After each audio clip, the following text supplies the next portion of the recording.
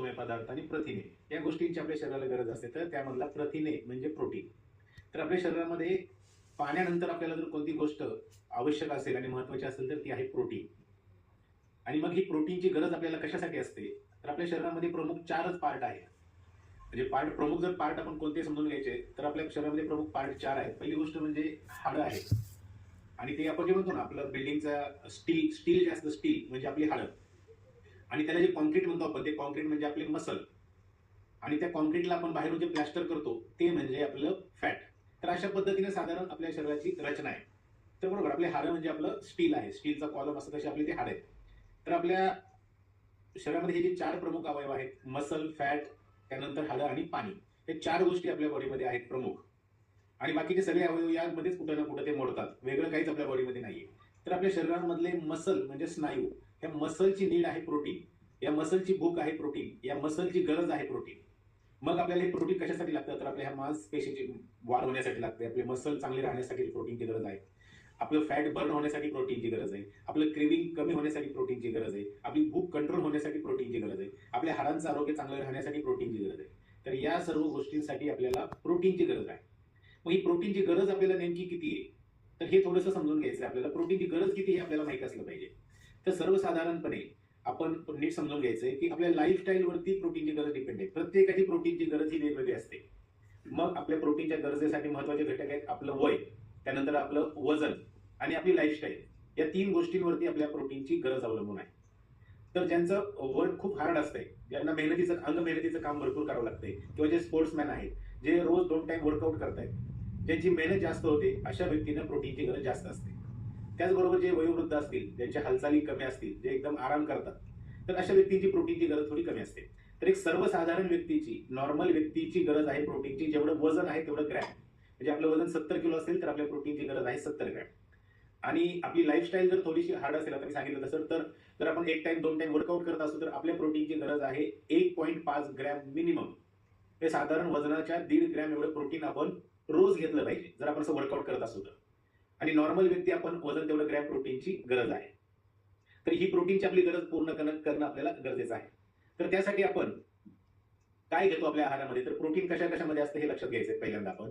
तर आपल्याला प्रोटीन सर्वात मुख्य शाकाहारी सोर्स कुठले प्रोटीनचे? तर सर्व प्रकारच्या डाळी, कडधान्य, त्यामध्ये सर्व कडधान्य, हरभरा, मूग, मटकी, हुलगा, त्यानंतर सोयाबीन असेल, पनीर असेल, त्याबरोबर फुटाणे असतील, बदाम असेल. तर या सर्व गोष्टींमध्ये प्रोटीन असते. त्यानंतर नॉन व्हेजिटेरियन सोर्सेसमध्ये मासे असतील, मटण असेल, त्यानंतर चिकन असेल, अंडी असतील, या सर्व गोष्टींमध्ये प्रोटीन असते. आणि दुधामध्ये प्रोटीन असते. तर ह्या सर्व प्रोटीन आपल्याला या सोर्सेसमधून प्रोटीन मिळते. परंतु आपण वेट लॉस करत असताना आपण प्रोटीनची गरज तर महत्वाची आहेच. कारण वेट लॉस करत असताना प्रोटीन हा पार्ट खूप महत्वाचा आहे. पण त्याच्याबरोबर महत्वाचं आहे आपलं कॅलरी मॅनेजमेंट. म्हणजे आपले प्रोटीन कव्हर करण्याच्या नादात आपल्याकडे कॅलरी पण एक्सेस होऊ द्यायच्या नाही. तर ही थोडी कसरत असते आपल्याला वेट मॅनेजमेंटमध्ये. तर त्यासाठी आपल्याला थोडंसं लो कॅलरी प्रोटीन कशामध्ये आहे हे समजून घेणं गरजेचं आहे आणि प्रोटीनची गरज पूर्ण करणं गरजेचं आहे. तेच तर त्यासाठी आपण प्रोटीनची आपल्याला गरज आहे. तर आपण मार्केटमध्ये ऐकतो बघा वेगवेगळे गैरसमज आहेत काही प्रोटीन बद्दल. तर नक्की आपण पाहतो काही वेगवेगळ्या जिममध्ये वेगवेगळे प्रोटीनचे प्रोडक्ट वापरले जातात. ते प्रत्येकाला ठराविक प्रमाणामध्ये प्रोटीन दिलं जातं. परंतु इथं आपलं जे प्रोटीन आहे त्या प्रोटीनचं नावच आहे पर्सनलाइज प्रोटीन.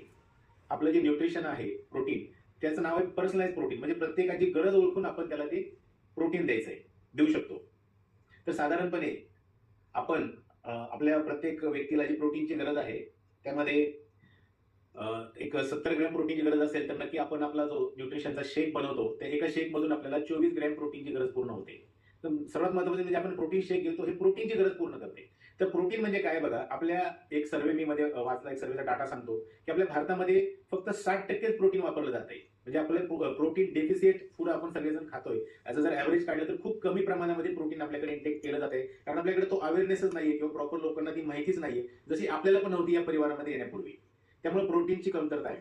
तर आपण पाहतो बघा बऱ्याच देशांमध्ये, आता वेगवेगळ्या जपानचं जर उदाहरण घेतलं तर जपानमध्ये तिथलं सरासरी जर आयुष्यमान काढलं तर 84 वर्ष आहे. आणि आपल्या भारतामध्ये जर बघितलं आपलं सरासरी आयुष्यमान आता तर 64 वर्ष त्याच्या आत कमी कमी कमी कमी होत चाललंय. त्या सर्व गोष्टीचं मूळ कारण काय? तर आपण खूप प्रोटीन डेफिसिट फूड खातोय. आपले मसल खूप वीक होत आहेत आणि त्यानंतर वयोवृद्ध झाल्यानंतर त्या व्यक्तीची एनर्जी, इम्युनिटी सगळ्या गोष्टी लो राहतात आणि मग ते त्याचं सरासरी आयुष्यमान किंवा सगळ्याच गोष्टीवरती त्याचा परिणाम होतोय. तर जपानमध्ये आपण पाहतो बघा, 100 वर्षाच्या पुढचे लोक सुद्धा सायकल चालवताना आपल्याला दिसतात, व्यायाम करताना दिसतात, फिटनेसमध्ये दिसतात. 120 वर्षाची लोक आपल्याला तिथं दिसतात.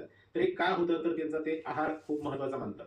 कारण ते 30 ग्रॅम प्रोटीन खाल्ल्याशिवाय त्यांचं जेवणच पूर्ण करत नाही. तर प्रत्येक जेवणामध्ये प्रोटीन किती मिळतंय हे त्यांचं कटाक्षाने लक्ष असतंय आणि तो अवेअरनेस त्या लोकांमध्ये आहे आणि म्हणूनच त्यांचा तो एक फिटनेस वेगळा आहे. तर अशा पद्धतीने आपण सुद्धा हे पण तुम्ही थोडंसं लक्षात घ्यायचंय. तर आपलं प्रोटीन आहे त्याचं नाव आहे पर्सनलाइज प्रोटीन. तर आपल्या प्रोटीनमध्ये सर्वात महत्वाचं म्हणजे सोया आणि वे प्रोटीनचं ब्लेंड कॉम्बिनेशन आहे. एकमेव असं प्रोटीन आहे की त्याचं कॉम्बिनेशन आपल्या प्रोटीनमध्ये आहे. हे जर प्रोटीन घेतलं तर हे प्रोटीन आपल्याला जे आपले शरीर काही प्रकारचे अमिनो ऍसिड, कारण फायनली प्रोटीन आपल्या शरीरामध्ये कशाच्या माध्यमातून घेतलं जातं, तर ते अमिनो ऍसिडच्या, म्हणजे जवळजवळ 21 प्रकारचे अमिनो ऍसिड्स या प्रोटीन नंतर आपली बॉडी बनवते आणि ते प्रोटीन आपली बॉडी शेवटी ऍक्सेप्ट करते आपल्या ग्लुकोजमध्ये. तर हे जे प्रोटीन आहे, काही प्रकारचे अमिनो ऍसिड जे आपली शक्यतो बॉडी बनवत नाही, ते सुद्धा अमिनो ऍसिड्स आपल्याला या प्रोटीन मधून मिळतात. तर अशा पद्धतीनं हे जे प्रोटीन आहे ते आपली गरज पूर्ण करणारं एक प्लांट बेस्ड प्रोटीन आहे. म्हणजे इथं कुठेही नॉन व्हेजिटेरियन बेस नाहीये किंवा याला काही वेगळं केमिकल्स याच्यामध्ये नाही. तर हे एक प्लांट बेस, एक पिकांचा वेगळा फॉर्म्युला तयार करून बनवलेलं प्रोटीन आहे, जे आपल्या शरीराची गरज पूर्ण करतं, जे 80 वर्षाच्या वयस्कर व्यक्तीला सुद्धा सूट होतं.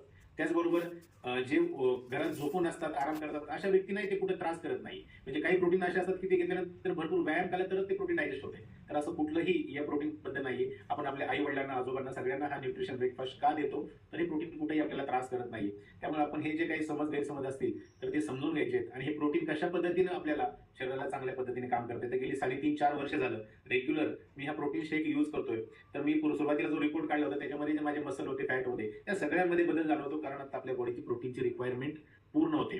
तर अशा पद्धतीने आपण, जर आपले काही गैरसमज असतील तर आपण आपले स्वतःचे गैरसमज आधी काढायचे प्रोटीन बद्दलचे, किंवा आपल्याला जर कोणी विचारलं तर त्यांना हे आपल्याला सांगता आलं पाहिजे की हे कशा पद्धतीने आपल्या शरीरासाठी महत्वाचं आहे.